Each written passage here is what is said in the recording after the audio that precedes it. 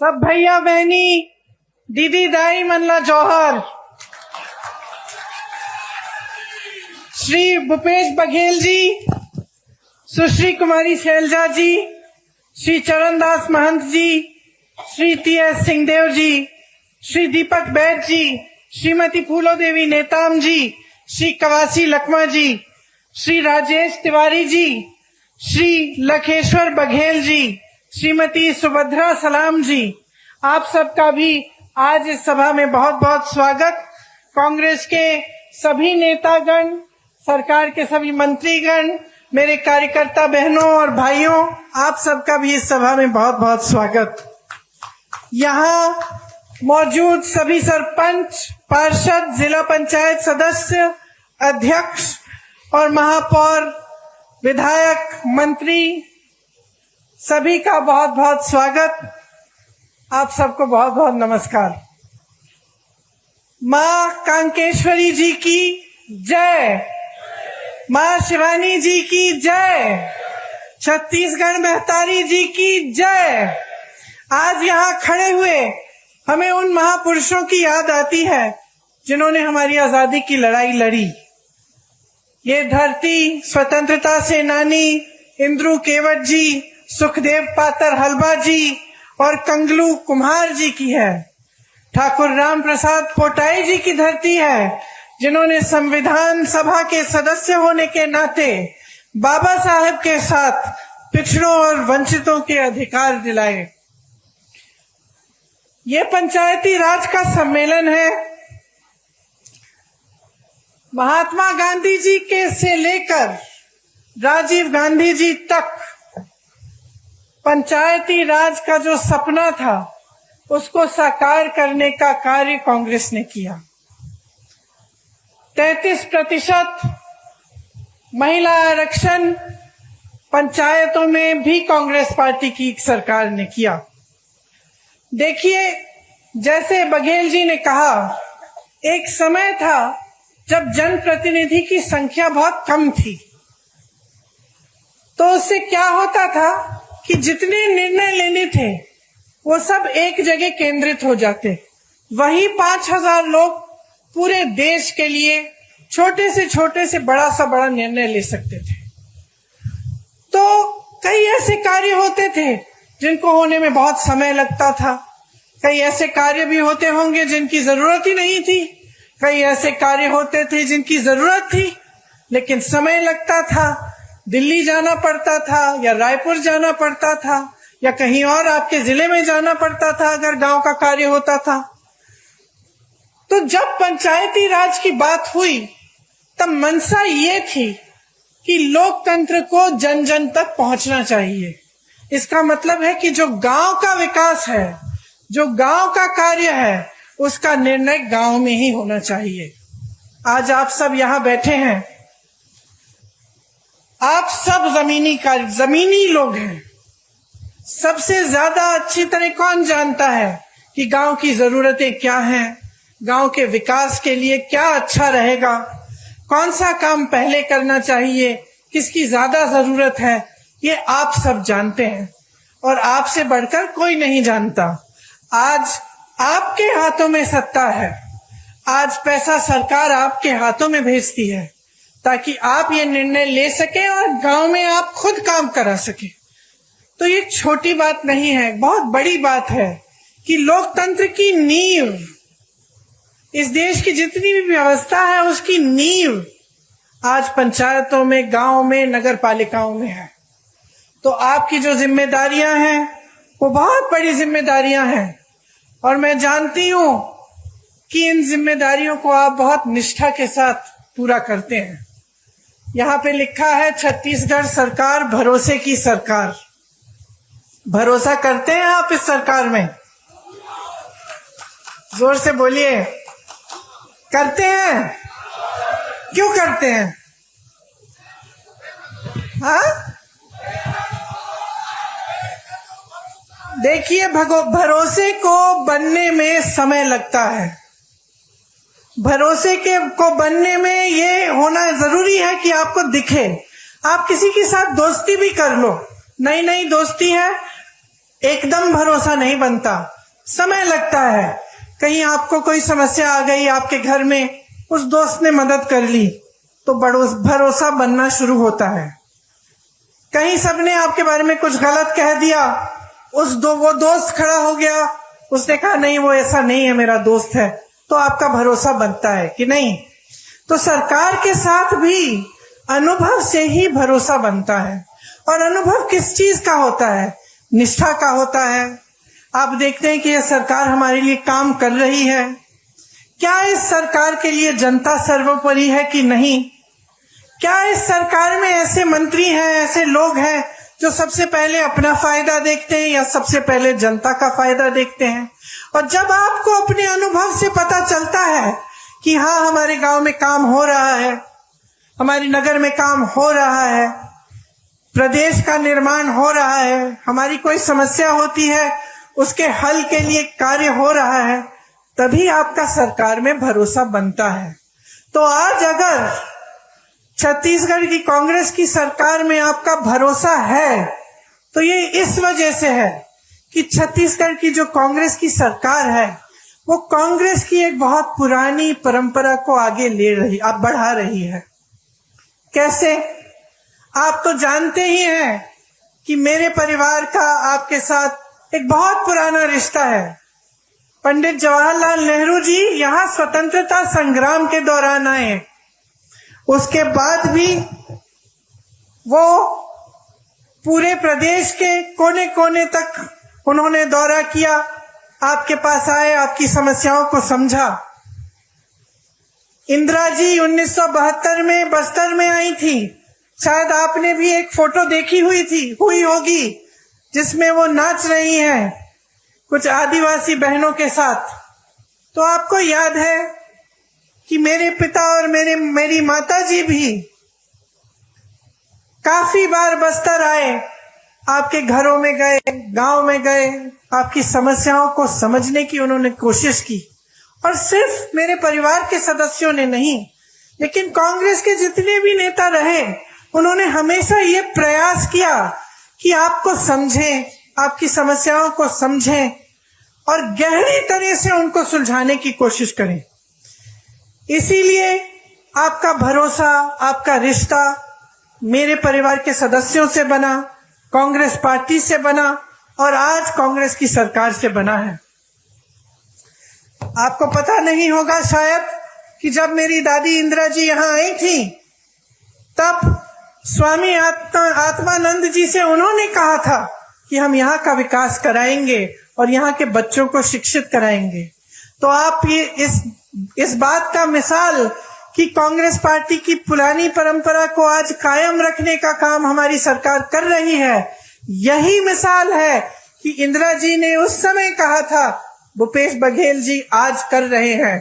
स्वामी आत्मानंद जी के नाम से जिले जिले में नए विद्यालय खोले हैं।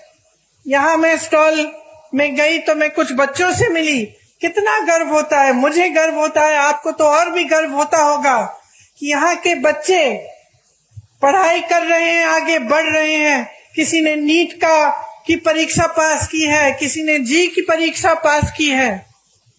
तो आपको कितना गर्व होगा कि आज जो आपके प्रदेश में सरकार है वो आपको आगे बढ़ाने का काम कर रही है। आज बस्तर एक अंतरराष्ट्रीय नाम बन गया है, ब्रांड बन गया है। यहाँ एक मॉडल बना है मिलेट प्रोसेसिंग प्लांट का। ये एशिया का सबसे बड़ा मिलेट प्रोसेसिंग प्लांट है और इसमें विजन देखिए, ये बात देखिए कि ये बहुत आधुनिक चीज है एक तरह से, क्योंकि आजकल ये बात बहुत चल रही है कि जैसे मिलेट के जो पदार्थ हैं वो सेहत के लिए बहुत अच्छे हैं। पूरी दुनिया भर में लोग इसकी डिमांड कर रहे हैं और एशिया में सबसे बड़ा प्लांट कहाँ है? यहाँ बस्तर में है।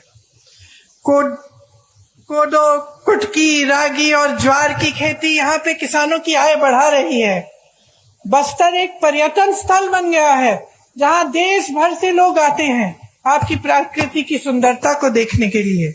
बहुत लोगों को रोजगार मिला, आपकी संस्कृति, आपकी हुनर, आपकी कला को बढ़ावा मिला है और उसको बदलने की कोई कोशिश नहीं कर रहा है। आप पर कोई अपनी संस्कृति को ठोसने की कोई कोशिश नहीं कर रहा है। आप ही की संस्कृति को आगे बढ़ाया जा रहा है। 60 से ज्यादा वन उपज आज समर्थन मूल्य पर खरीदे जा रहे हैं। देश में कुल वन उपज जितने भी हैं, उनमें सबसे ज्यादा योगदान छत्तीसगढ़ से है। लखनपुरी चरामा में रोजगार बनाने के लिए औद्योगिक क्षेत्र विकसित किए गए हैं। तो इतना सारा काम आपके क्षेत्र में हो रहा है। भाजपा के राज में क्या था? मेरे से अच्छी तरह आप जानते हैं, हिंसा का राज था।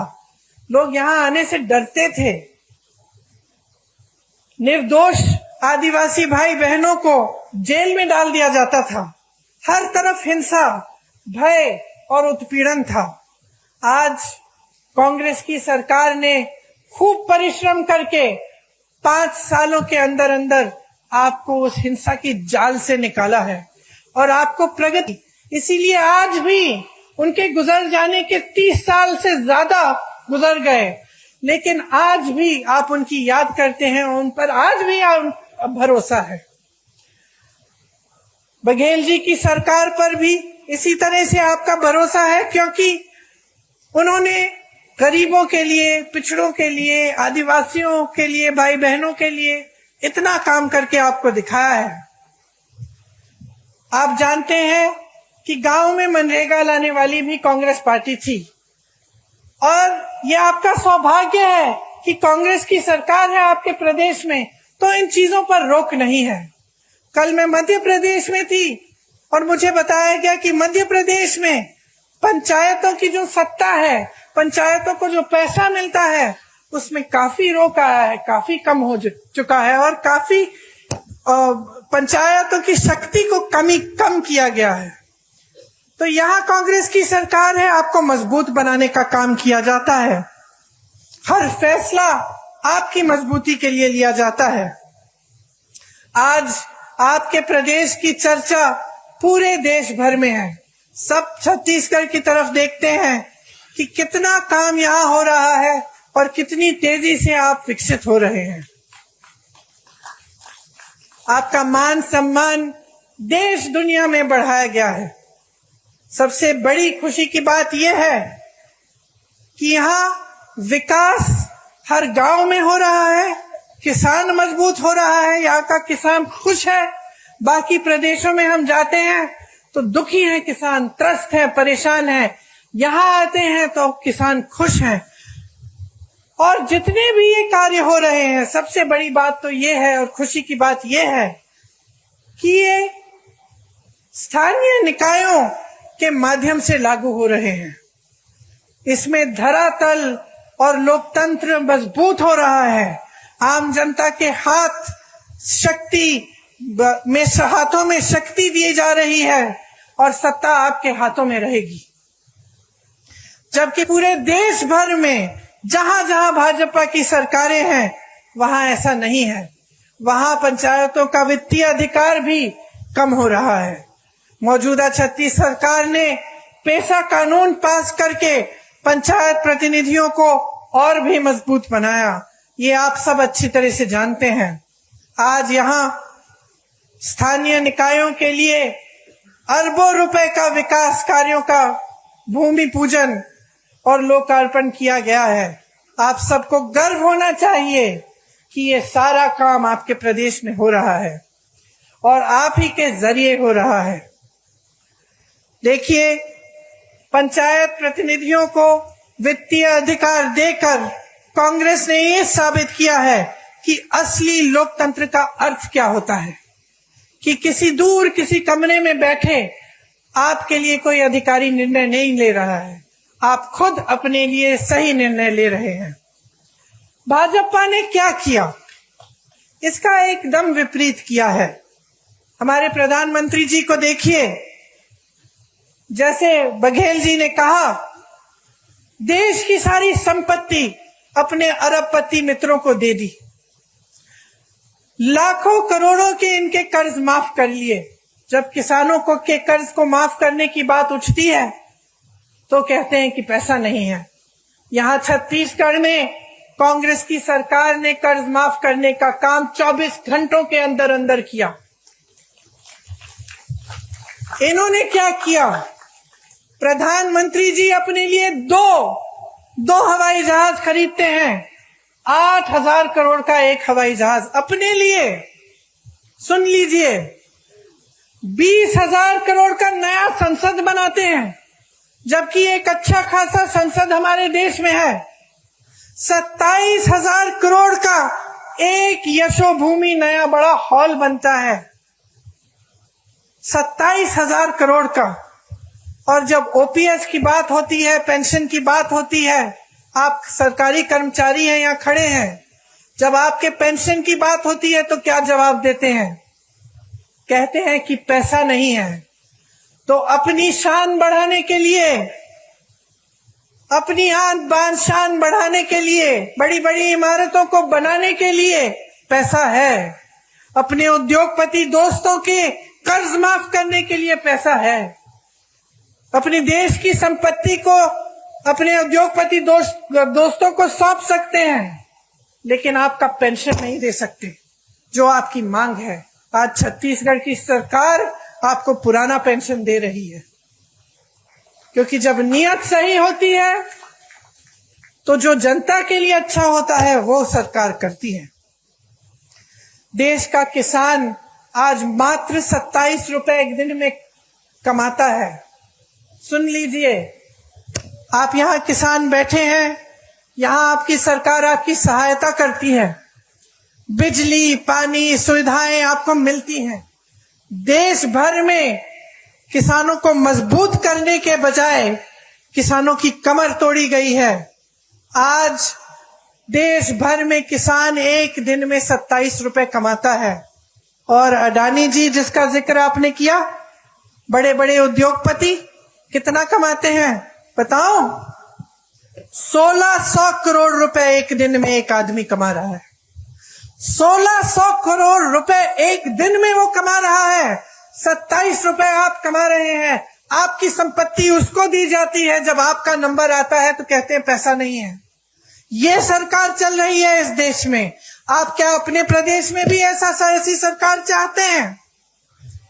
क्या आप अपने प्रदेश में एक ऐसे मुख्यमंत्री को लाएंगे जो सबसे पहले अपने लिए सारी संपत्ति बटोरने का काम करेगा और आपके हाथों में कुछ नहीं देगा? भाजपा की सरकारें जो हैं अमीरों के लिए चलती हैं, इसमें गरीब के लिए, मिडिल क्लास के लिए कोई सोच नहीं है। चाहे पेंशन की बात करें, चाहे आप जाति जनगणना की बात करें, मौन हो जाते हैं, कुछ कहते नहीं हैं। आपका ध्यान इधर उधर भटकाने की कोशिश करते हैं। कभी धर्म की बात करेंगे, कभी कोई और बात उठाएंगे जिससे आपके जज्बात जुड़े हैं, लेकिन जब सही बात आती है जिससे आपके अधिकार बनेंगे, जिससे आप मजबूत बनेंगे, तो मौन हो जाते हैं। इनसे पूछिए क्यों नहीं कर रहे हैं जाति जनगणना। आज मैं यहाँ खड़े हुए घोषणा करना चाहती हूँ, बघेल जी से मैंने बात की है, अगर हमारी सरकार दोबारा छत्तीसगढ़ में आएगी तो बिहार की तरह यहां भी जाति जनगणना कराई रहेगा।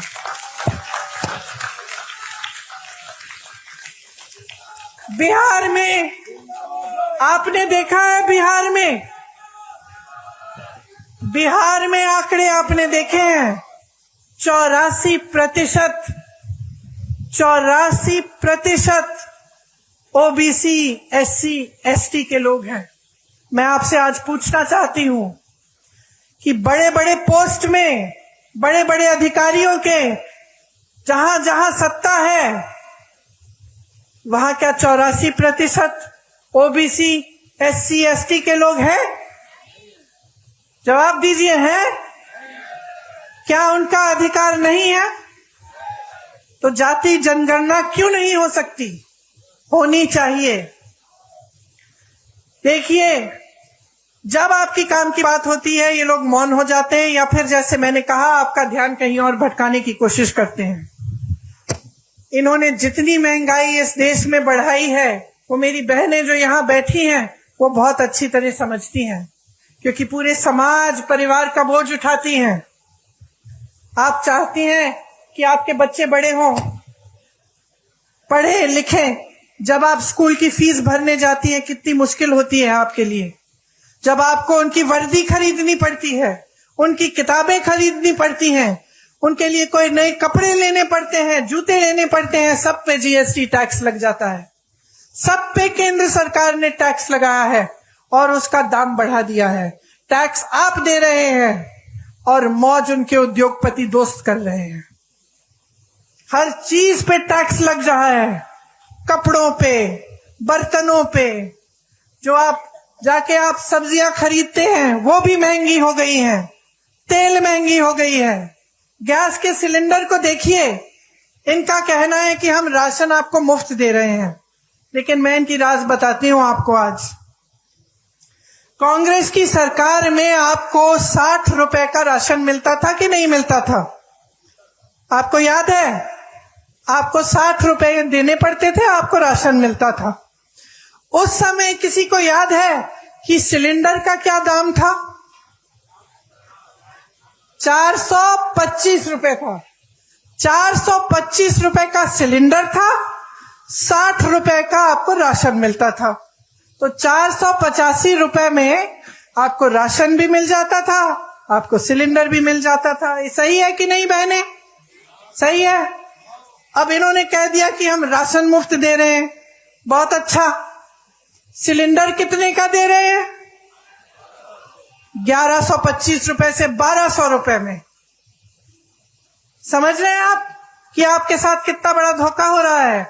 आपको कहा जा रहा है कि आपको राशन मुफ्त मिल रहा है, लेकिन जितना राशन का दाम पहली सरकार को आप जितना राशन के लिए देते थे उससे कहीं ज्यादा सिलेंडर का है। तो जहां आपको 485 रुपए में दोनों चीजें मिल जाती थी, आज 1125 रुपए में एक सिलेंडर मिल रहा है। कौन खरीदेगा?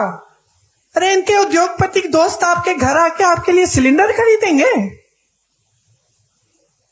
जहां जहां रोजगार का मौका था इन्होंने खत्म कर दिया। नौकरियां मिलती थी, रोजगार मिलता था पीएसयू से।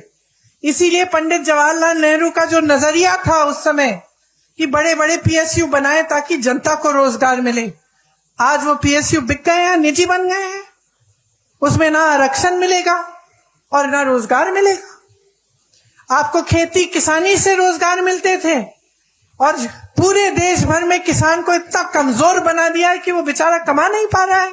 डीजल में जीएसटी, पेट्रोल में जीएसटी, खाद महंगी, सब चीज महंगा, गुजारा नहीं हो रहा किसानों का।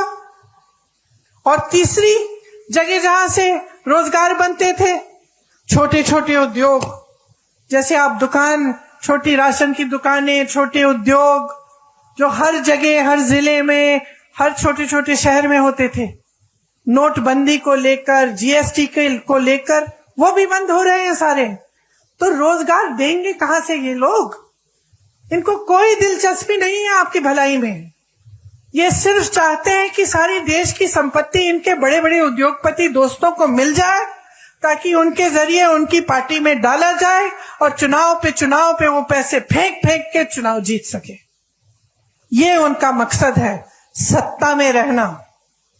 और जो नेता सिर्फ सत्ता में रहना चाहता है और वो ये नहीं समझता कि सत्ता देने वाली पब्लिक है, तो वो नेता पब्लिक की भलाई कभी नहीं कर सकता।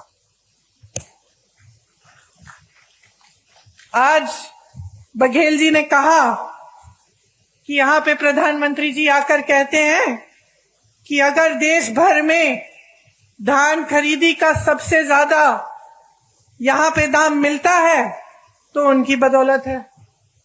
अब बताइए, ये जब प्रदेश सरकार काम करती है तो उसका श्रेय भी लेना चाहते हैं, इससे उनकी नीयत दिखती है।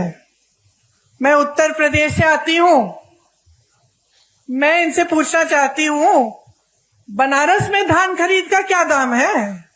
बनारस तो इन्हीं की जगह है, वहीं से चुनाव लड़ते हैं। क्या वहां पे दे रहे हैं जितना यहां छत्तीसगढ़ में मिल रहा है आपको धान के लिए?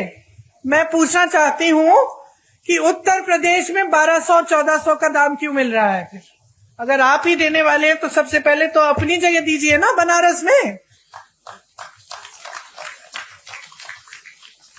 जगह जगह जाके प्रधानमंत्री जी कहते हैं कि मेरा गारंटी, मोदी का गारंटी। और दुनिया क्या कहे दुनिया इस मोदी जी के गारंटी का, कि जब आपने 15 लाख का गारंटी दिया था, हमारे खाते तो आज तक खाली हैं। ये आपका गारंटी क्या है? आपने कहा था कि आप करोड़ों रोजगार देंगे, क्या हुआ? तमाम नौजवान बेरोजगार खड़े हैं आपके केंद्र सरकार में, इतने पद खाली हैं, आपने भरे ही नहीं। कहां गई आपकी गारंटी? कौन सी खोखली गारंटी है?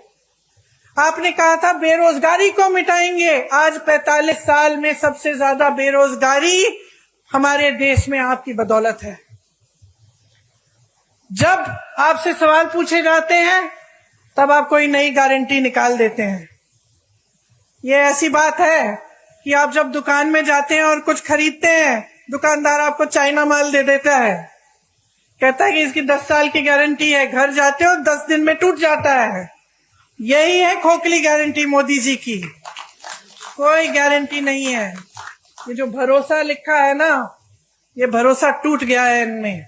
पूरा देश देख रहा है, आपका प्रदेश देख रहा है, देश देख रहा है कि जो मुंह से निकलता है वो जमीन पे काम कभी उतरता नहीं है इनका। कुछ कुछ कहते रहते हैं, लेकिन जब कार्य करने का काम होता है, विकास करने का काम होता है, तो क्या होता है? बड़ी बड़ी इमारतें बनती हैं, नया संसद बन रहा है 20,000 करोड़ का, हॉल बन रहे हैं 27,000 करोड़ के, लेकिन आपका विकास नहीं हो रहा है। आपके पैसे, आपकी संपत्ति आपसे छीनी जा रही है, गरीबों से छीन कर अमीरों को दी जा रही है, बड़े बड़े उद्योगपतियों को सींचा जा रहा है, और ये आपकी संपत्ति है। इसलिए आज यहां खड़े होकर मैं आपसे कहना चाहती हूं कि एकदम जागरूक बन जाओ। यहां जो प्रदेश में सरकार चली है उसने आपके लिए काम किया है, और सबसे बड़ा काम जो किया है कांग्रेस की सरकार ने, वो आपकी संपत्ति दोबारा आपके हाथों में डालने का काम किया है, आपसे छीना नहीं है। जो आपका अधिकार था वो आपको वापस दिया है, जो आपकी संपत्ति है वो आपके हाथों में डाली है। 5 सालों में लगभग 2 लाख करोड़ रुपए जनता के हाथों में गए हैं छत्तीसगढ़ में। यहाँ के 40 लाख लोग गरीबी रेखा से बाहर आए हैं 5 सालों में। गढ़बो नवा छत्तीसगढ़ के नारे के साथ किसानों, गरीबों, आदिवासियों और छत्तीसगढ़ महतारी को मजबूत करने के लिए योजनाएं बनी हैं। गोठान समितियों से लाखों को रोजगार मिला है। यहाँ आप भी जब खत्म करेंगे जाके देखिए, गर्व होता है इस काम को देखकर। जहां जितने भी उत्तर भारत में इतनी बड़ी समस्या बन गई है आवारा पशुओं की, उत्तर प्रदेश की हूं, मैंने आपसे कहा, वहां आप देखिए, जहां देखेंगे वहां आवारा पशु खेती खा रही है। महिलाएं परेशान हैं, रात भर उनके पतियों को खेती में बैठना पड़ता है, निगरानी करनी पड़ती है, और दिन भर वो जाती हैं कि किसी न किसी तरह से खेती बच जाए। लेकिन सरकार ने इस समस्या को हल करने के लिए कुछ नहीं किया। यहाँ छत्तीसगढ़ में मैं गर्व से कहना चाहती हूँ कि जो गोठान योजना है उससे ये समस्या हल भी हुई है, और इससे आपकी प्रगति भी हुई है, और आपको रोजगार मिले हैं, आपकी कमाई हुई है। वहां खड़ी हुई मेरी बहनें खुशी से खिलखिला रही हैं। मैंने जब उनसे पूछा खुश हो, मुस्कुरा के कहीं खुश है। कितना कमाया है? हमारे समूह ने 1 लाख कमाया है। गर्व से कह रही हैं। अब इनको कौन दबाएगा? आगे बढ़ना शुरू हो गया है, विकसित होना शुरू हो गया है। तो यही चाहते हैं आप प्रदेश की सरकार से। खेती में देखिए, जैसे मैंने कहा, देश भर में किसान त्रस्त है, परेशान है, लेकिन यहाँ पे किसान खुश क्यों है? उसका कर्ज माफ किया गया, उसको सुविधाएं दी गई, धान के खरीद के जो दाम है सबसे ज्यादा है, तो खुश क्यों नहीं होगा? ये एकमात्र प्रदेश है पूरे देश में जहां लोग किसानी का काम करना चाह रहे हैं, नए रोजगार बन रहे हैं इसके द्वारा। जैसे मैंने पहले कहा, आपकी जो उपज है, गन्ना, मक्का, कोदो, कुटकी, रागी, तिलहन, इन सब की किसानी के लिए आपको अतिरिक्त लाभ मिलता है। गाय, गांव, गोठान द्वारा किसानों की मदद हो रही है। प्रदेश में जितना संसाधन है, जितना धन है, सारा किसान, महिलाओं, आदिवासियों और दलितों के हाथों में दिया जा रहा है, आपके हाथों में वापस दिया। भूमिहीन कृषि मजदूरों को सालाना गोबर की खरीद अब तक 425 करोड़ का भुगतान इसमें हुआ है। आप सोचिए कितना लाभ हो रहा है आपका। इसीलिए जब आप भाजपा के प्रदेशों को देखते हैं, ध्यान से इनका आकलन करिए, ध्यान से देखिए, क्या ये सब स्कीम, ये सब सरकार की जो बातें हैं, जो काम कर रहे हैं, वो क्या उधर भी हो रहा है? और आपको पता, सच्चाई पता चल जाएगी।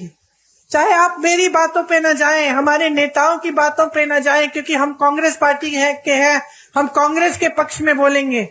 लेकिन आप अगर आंख खोल के, अगर जागरूक बनेंगे और अगर दूसरे प्रदेशों की ओर देखेंगे, तो आपको कांग्रेस के प्रदेशों में और उन प्रदेशों में बहुत फर्क दिखेगा।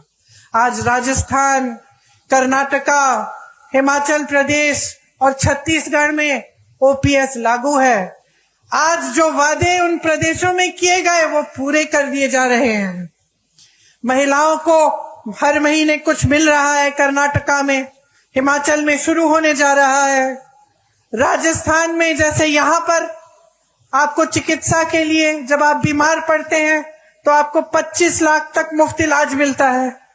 तो ये सिर्फ छत्तीसगढ़ की बात नहीं है, ये कांग्रेस में जहां जहां सरकार है उन प्रदेशों की बात है और ये सच्चाई है।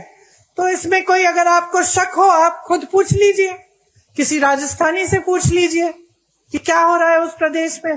और आपको तो छत्तीसगढ़ का अनुभव है ही, आप तो जानते ही हैं कि यहाँ कितनी प्रगति हुई है और आपके लिए कितनी चीजें की हैं। किसानों की यहाँ हजारों करोड़ रुपए की सब्सिडी है। तेंदुपत्ता बंडल का दाम 4,000 रुपए तक बढ़ाया गया है। बीपीएल परिवारों का 5 लाख तक निःशुल्क इलाज हो रहा है और जो जेनेरिक दवाइयां हैं उसमें 50 से 75% तक छूट भी मिल रही है। महिलाओं के लिए मेरी बहनें कितनी योजनाएं हैं, मैं गिनवा सकती हूँ आपको। आंगनवाड़ी कार्यकर्ता का मानदेय बढ़ाया, 10,000 रुपए किया। सहायिका का 5,000 रुपए किया। मिनी आंगनवाड़ी को 7,500 रुपए किया। मितानिन बहनों को भी 2,200 का रुपए अतिरिक्त मिल रहे हैं। दाई दीदी क्लिनिक बनी महिलाओं के लिए, आपसे ही संचालित है। कितना अच्छा लगता है ये देखकर कि आप खुद इन क्लिनिकों का संचालन कर रही हैं और आप ही का लाभ हो रहा है। सरकारी कॉलेजों में लड़कियों को स्नातक तक मुफ्त शिक्षा मिल रही है। इतना अच्छा लगता है। यहाँ मेरी छोटी बेटियां खड़ी हैं जो इंग्लिश में बोल रही हैं, जो कह रही हैं कि मैं बड़ी होकर डॉक्टर बनूंगी, मैं बड़ी होकर कलेक्टर बनूंगी। स्वामी आत्मानंद स्कूल की बात की हमने, जिनके बारे में आदिवासी बच्चियों की शिक्षा के लिए इंदिरा जी ने बोला था, बघेल जी ने वो सपना साकार किया। ऐसी 50% महिलाओं के लिए उसमें आरक्षण है। स्वयं सहायता समूह का करोड़ों का कर्ज माफ किया और करोड़ों की कमाई भी होगी जब इस तरह के कार्य किए जाते हैं उनके लिए।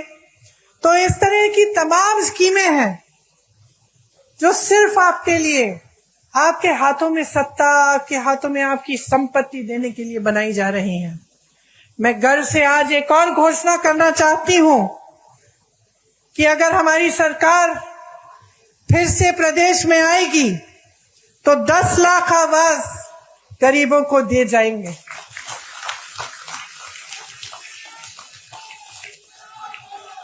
छत्तीसगढ़ का जो मॉडल है वो एक ऐसा विकास का मॉडल है जिसमें ग्रामीण अर्थव्यवस्था को मजबूत किया जा रहा है। ग्रामीणों के जेब में पैसा डाला जा रहा है। ग्रामीण रोजगार बढ़ाया जा रहा है। यहां से पलायन की जरूरत ही नहीं पड़ेगी।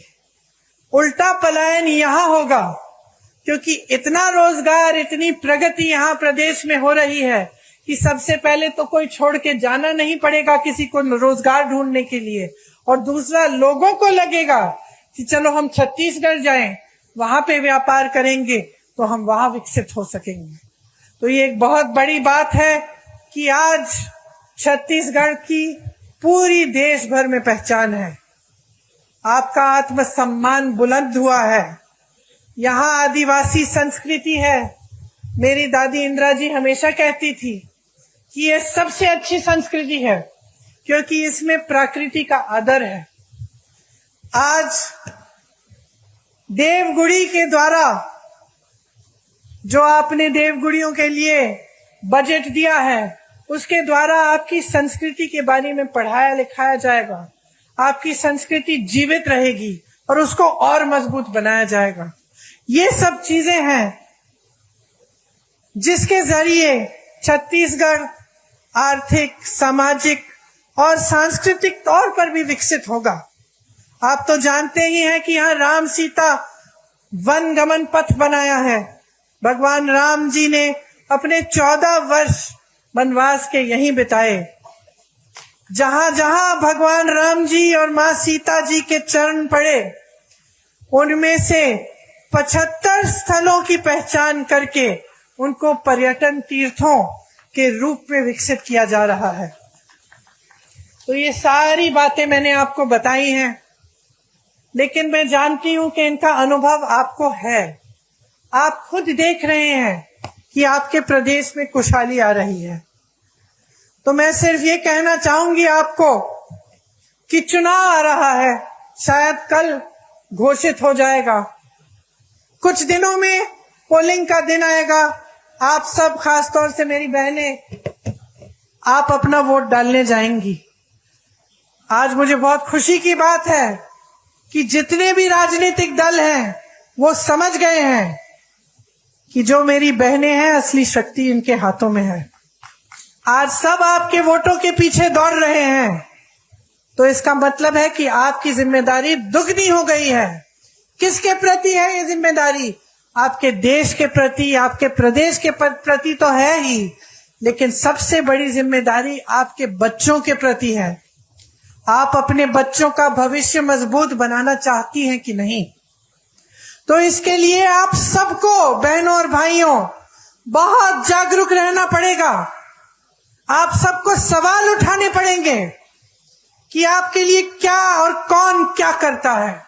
और जब आपको दिख रहा है कि छत्तीसगढ़ विकसित हो रहा है, जब आपको भरोसा है छत्तीसगढ़ की कांग्रेस की सरकार में, तो 5 साल और इस सरकार को मौका दो, ताकि आपका प्रदेश और भी मजबूत बने, और भी आगे बढ़े, और पूरा देश आपकी तरफ देखे कि ये मिसाल है।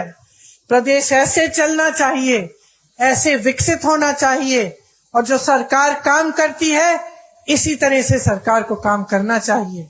इसलिए आज यहाँ खड़े हुए मैं आपसे कहती हूं कि आप अपने अनुभव पे उतरो, आप जागरूक बनो, आपका अपना कर्तव्य पूरा करो, अपने ही प्रति, अपने ही बच्चों, परिवारों के प्रति, अपने भविष्य के प्रति, अपने प्रदेश और देश के प्रति।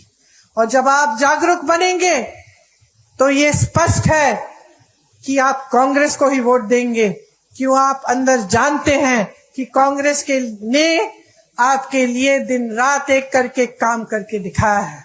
आप सब ने बहुत ध्यान से मेरी बातों को सुना।